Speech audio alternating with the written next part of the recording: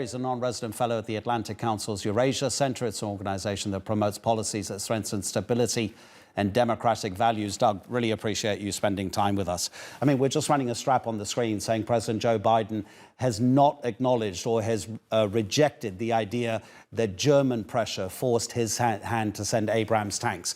Whether it's true or not, some people are saying the deal was done in Ramstein on Friday and that it was just made... The evidence came after Biden spoke a few hours after Olaf Scholz confirmed Leopard 2 tanks. The issue is whether you think the Americans believe this war is going to last into next year, because Abrams may not arrive for 9, 10, 11 months. So why bother to send them?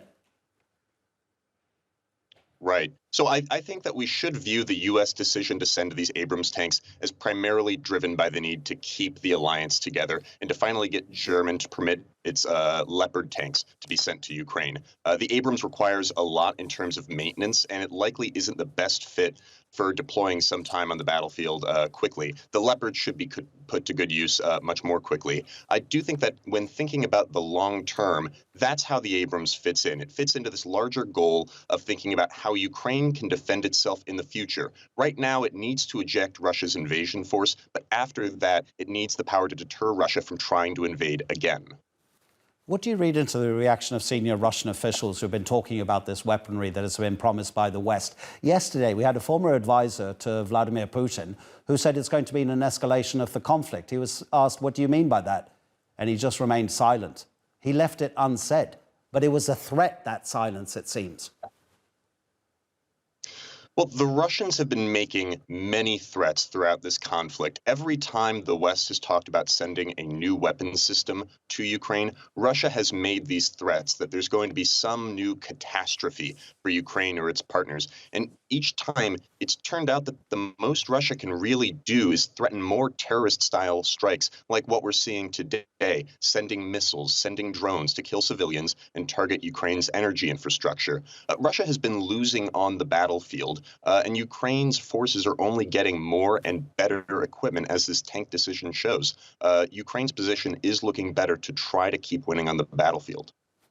There's anecdotal evidence from citizens of Russia that they feel as if their country is becoming more of a police state, that people are scared to say what they really think, to speak to friends and colleagues, that dissidents are being cracked down upon like never before because of what's happening in Ukraine. Is there any chance? So many people are wondering if a popular movement will be strong enough to demand a different type of leadership. And of course, Russia, historically, we know the Russians have often thought, we like a strongman leader.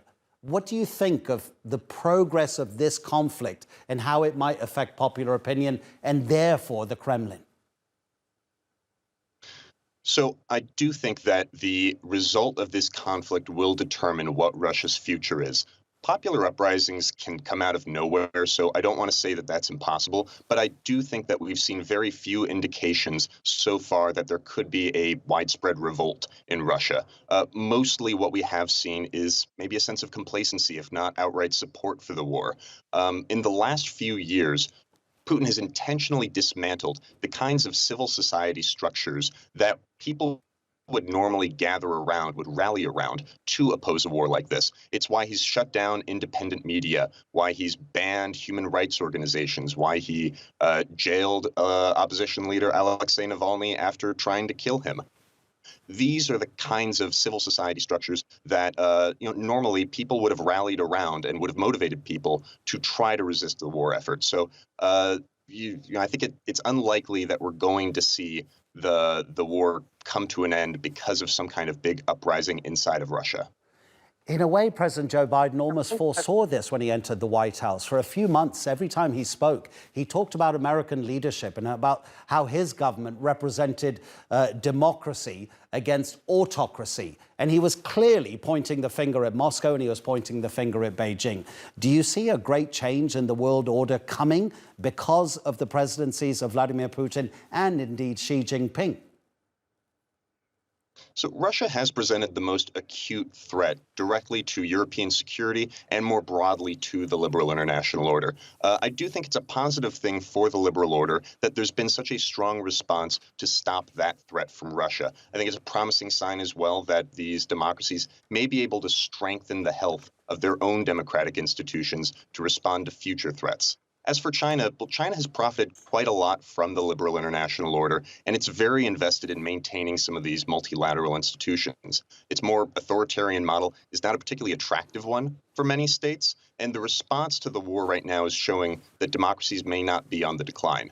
Again, I think that much of what happens in the years ahead is going to depend on what happens in Ukraine. If Ukraine wins the war and can succeed in becoming a prosperous, modern European-style democracy, that may show the world that democracy still has a place in it.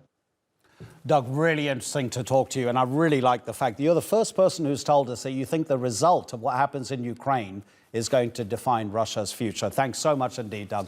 Really appreciate it.